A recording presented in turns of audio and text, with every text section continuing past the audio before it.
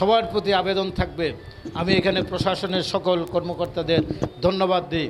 বিশেষ করে বেগমগঞ্জ থানার যে ৮০,০০০ পিস ইয়াবা ধরেছেন, এই জন্য তাদেরকে রাষ্ট্রীয় পুরস্কার দেওয়ার জন্য আমি অনুরোধ করব যে বেগমগঞ্জের প্রশাসনকে।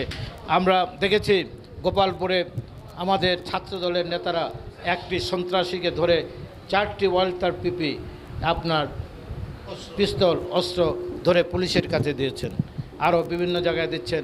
ইয়াবা ধরে পুলিশ থানার ইউএনওকে খবর দিচ্ছেন, ওসি সাহেবকে খবর দিচ্ছেন। এটা যদি সম্মিলিতভাবে, আমি জামাতের আমির সাহেবকে বলবো, কোনো সন্ত্রাসী কখনো কারো দলের হয় না। সন্ত্রাসীরা সবসময় ভাড়াটিয়া হয়, সুযোগ থাকে। আজকে আপনার সাথে আছে, আপনি ক্ষমতা আছেন, আবার আগামী দিনে কারা আসবে তাদের সাথেও তাদের একটা লিয়াজও থাকে। এটাই হলো তাদের অবস্থান। অতএব এই অবস্থান থেকে আমাদের বের আসতে হবে। ভোট আসবে, ভোটের মতো অবস্থায় মানুষ তাদের মত প্রকাশ করবে, কিন্তু জাতিকে বিপদগামী করা যাবে না, আগামী প্রজন্মকে বিপদগামী করা যাবে না, আগামী প্রজন্মকে ভুল স্লোগান শেখানো যাবে না। এই স্লোগান থেকে আমাদেরকে বের হয়ে আসবে।